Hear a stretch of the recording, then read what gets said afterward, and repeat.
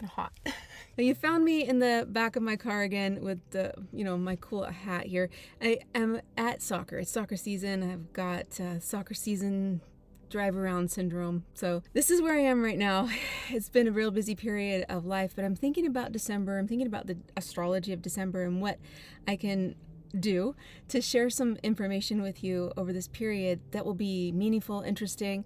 What I really wanted to do was a thing kind of like Vlogmas, and I'm not going to get to do that this year, but maybe next year. What Vlogmas is, if you don't know, is a creator creates a video a day and publishes it from the first day of December until the 24th. And so you kind of get to hang out all of December with, whoever's making the videos.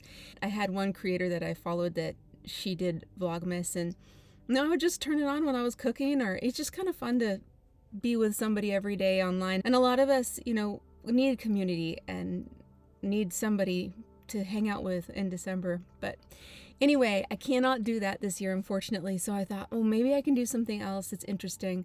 And so I have this idea, this concept on this little piece of paper. Nice L there. Natalie.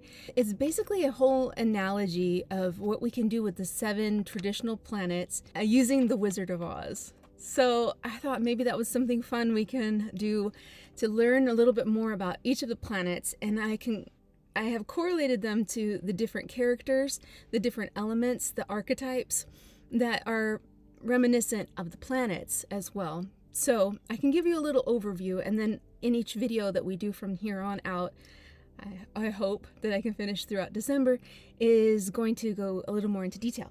This book, which is Robert Hand's Horoscope Symbols, it's brilliant. The guy, seriously. He's one of the ones that's behind the Project Hindsight. There are 3 Roberts, the 3 Roberts that were the ones that brought Hellenistic astrology back to life. So there's a whole bunch of stuff on Project Hindsight, but this is what I want to talk to you about. So the overview here, we've got the Oz analogy. We can think about the things that we need. The things that we need are 1, mental stimulation. 2, emotional expression. And you can probably guess where it's going, right?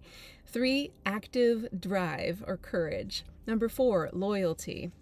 Number 5, adversity and something to create situations for growth. Number 6, a guide or a mentor who sees your potential and doesn't tell you all the answers. And number 7, the ability to see through illusions. And that's actually your guiding principle or the foundational goal. So those are the foundational things. Then we can align with characters, and I'm pretty sure you can guess several of those. The first one is going to be Mercury. Mercury is relating to our need for mental stimulation, and that's the character of the Scarecrow. The next one is emotional expression, and that, of course, is going to be Venus. That's the Tin Man. The heart, the love, the connection, the desire to connect with somebody or something, art, beauty, all those things. The next one after that is going to be active drive and courage. That one's pretty obvious. That's Mars, and it's going to be the Lion. The next one is going to be loyalty. Loyalty and family. Loyalty and family, that's going to be the Moon. So that's a place to rest. The Moon really represents a thing that is so special because it's who you really are on an emotional level, when you don't have to impress anybody, when you don't have to be anything different than you actually are. So we'll talk about the Moon there, and the character that I put with that is the loyalty of Toto, the dog. The dog is so loyal, and also the concept of home, where she wants to get back, and that's the family. Aunt Em and whatever the uncle's name is. I don't remember. I don't remember, but if you remember, remind me in the comment. The next one, number 5, is going to be adversity, to create situations for growth. Now that is going to be the Witch. That's Saturn, because this is a challenge, limitation, boundary, thing that you're bouncing up against and hitting. It's like a wall. Number 6 is the guide or the mentor, the person who sees your potential and doesn't tell you all the answers. That's going to be Glinda, the Good Witch, and that's represented by Jupiter, the planet Jupiter. Jupiter is abundance. Glinda is got that big old dress, and she wants the best for Dorothy. She doesn't tell her all the answers.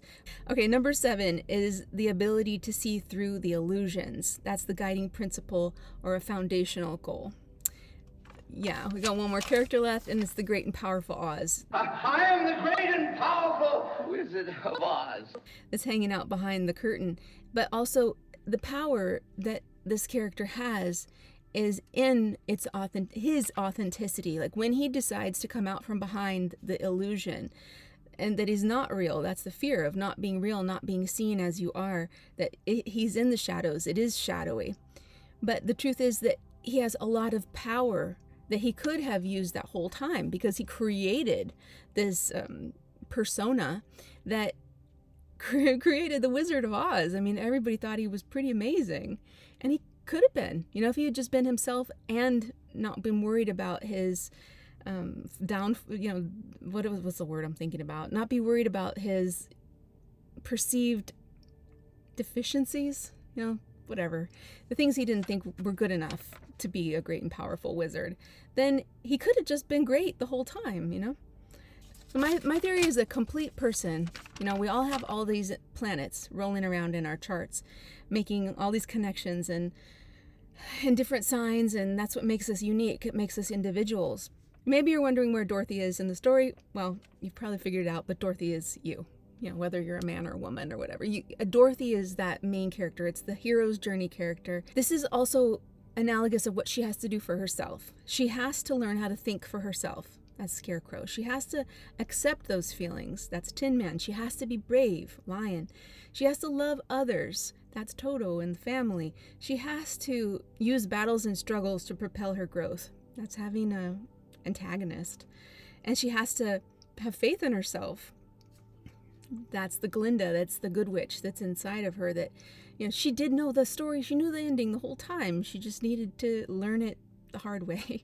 I should have thought of it for you. I should have felt it in my heart. No, she had to find it out for herself. And take ownership of her own true path and not project it to elsewhere. And that's the story that she gets from Oz, the great and powerful wizard that's not that great and powerful. He's just a man. And that's okay. But anyway, that's my idea. So I figure we can make each one a little more detailed, and then I can talk to you a little more about what's in this Robert Handbook for each planet, because it's pretty revelatory. Okay, it's time for the soccer game. I hope this was interesting to you, and I look forward to hanging out with you a little bit more in December as much as possible. And like you just we are, and I'll talk to you next time.